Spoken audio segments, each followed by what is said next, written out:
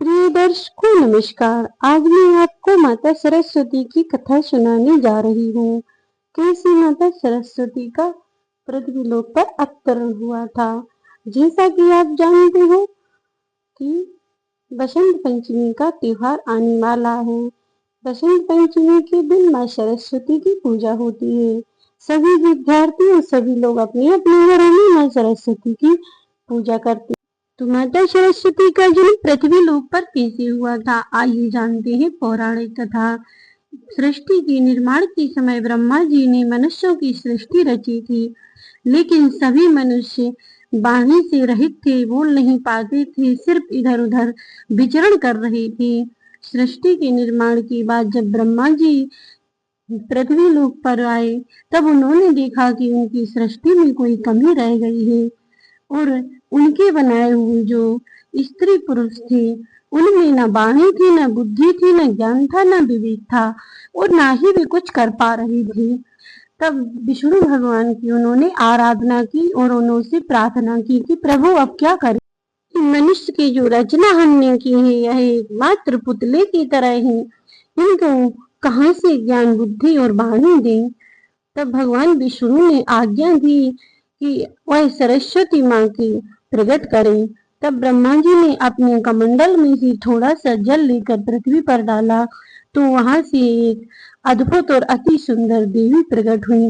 उनके हाथों वीणा थी और एक हाथ में पुस्तक थी और एक हाथ में माला लिए थी और एक हाथ वरदान की मुद्रा में था। उन्हें देखकर ब्रह्मा जी अत्यंत प्रसन्न हुए और उन्होंने सरस्वती माँ को आज्ञा दी कि यह मनुष्य जो सृष्टि मैंने रची है, तुम इसमें संगीत स्वर और बुद्धि प्रदान करो। यह सुनकर ब्रह्मा जी की आज्ञा अनुसार सरस्वती जी ने अपनी वीणा पर हल्के से राग छेड़ा और उस राग की जो ध्वनि थी वह संपूर्ण ब्रह्मांड में गूंजने लगी। सभी मनुष्य एक दूसरे से बोलने लगे, एक दूसरे को ज्ञान का आभास हुआ, यहाँ तक कि नदियां भी झरझर करने लगी। पूरी सृष्टि में वातावरण अत्यंत मनमोहक हो गया। बसंत पंचमी का दिन था, जो बसंत ऋतु होती है। उसी दिन माता सरस्वती का अवतरण हुआ था, माघ मास की पंचमी तिथि के दिन, और इसीलिए तभी से बसंत पंचमी मनाई जाती है।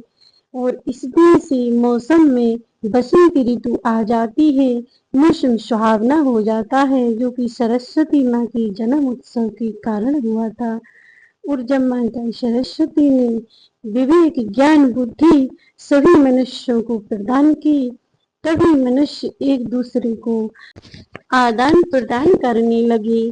सभी मनमोहक दृश्य को देखकर, सुहावने दृश्य को देखकर आनंदित हो गए। पृथ्वी पर उस समय मौसम बहुत ही सुहावना बना हुआ था।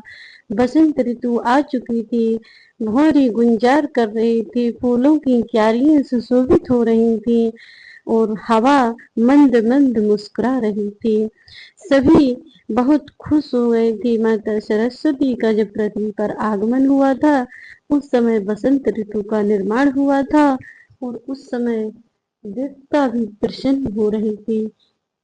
इसी कारण से बसंत पंचमी के दिन माता सरस्वती का प्रकट उत्सव मनाया जाता है।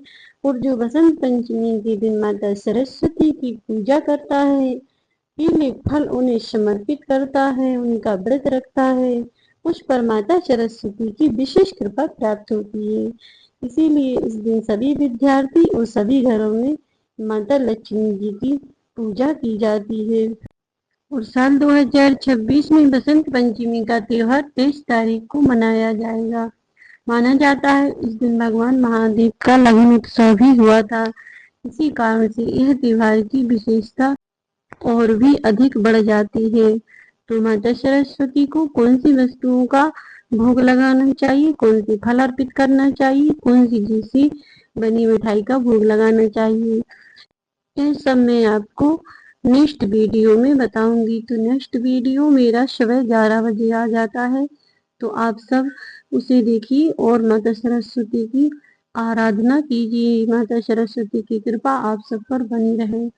इसी कामना के साथ विदा लेते हैं। मिलते हैं नेक्स्ट वीडियो में, तब तक के लिए जय श्री कृष्णा, राधे राधे, जय सरस्वती माता। कमेंट बॉक्स में अवश्य लिख देना। वीडियो अच्छी लगी हो तो लाइक करके चैनल को सब्सक्राइब करना न भूलें। बने रहिए हमारे साथ ऐसे ही धार्मिक कथाओं के लिए।